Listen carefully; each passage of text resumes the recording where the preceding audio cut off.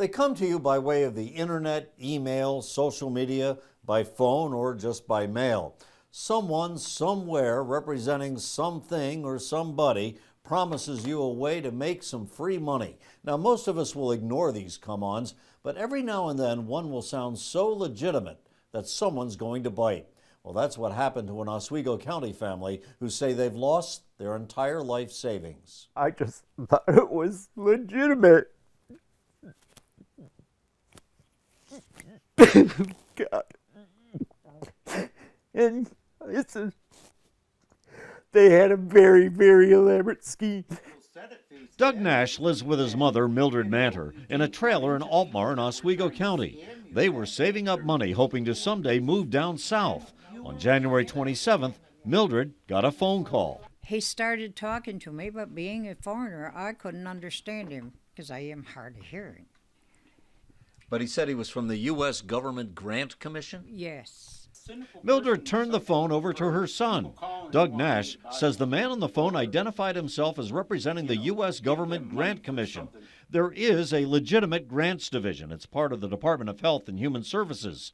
However, Nash, at the time, did not realize that the division's name was being used by thieves to defraud people.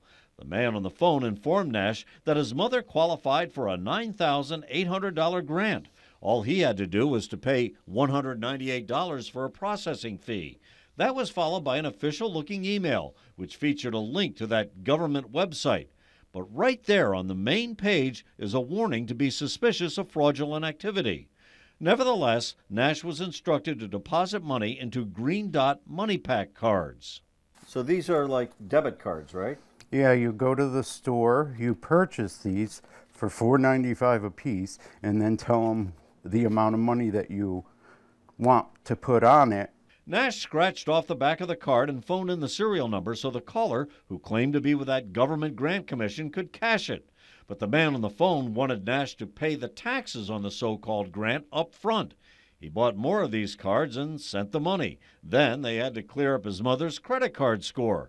Nash sent more money, but each time the promised grant got larger.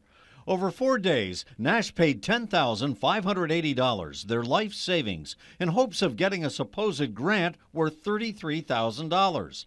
And that's when his sister searched the internet and found that thieves were posing as agents for the legitimate government grant department to commit fraud. So I'm screwed out of all that money. I just want people aware that don't accept or hang up on these people calling wanting your money.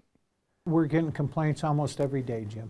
Oswego County Sheriff Rule Todd says those he calls scammers are very clever. He gets the come-ons himself on his own computer in the sheriff's office. He's put out warnings, but says too many people don't pay heed.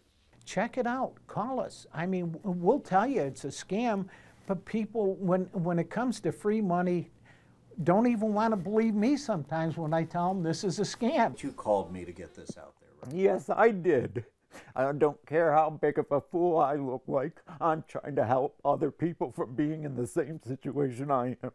Believe it or not, while we were talking, guess who called? The man who Nash says scammed him out of his life savings, only this time offering a way for Nash to get his money back. I got to pay $6,000 to get my money back? New at 11, you may be surprised by what the caller had to say when I got on the phone. Reporting from Altmar, I'm Jim Kenyon. I'm a reporter for CNY Central News in Syracuse.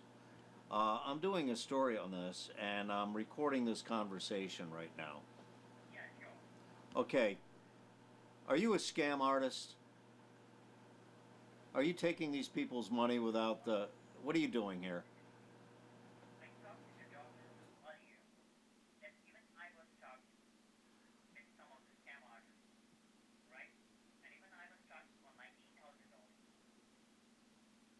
Well, where are you located? I am in New York. Where?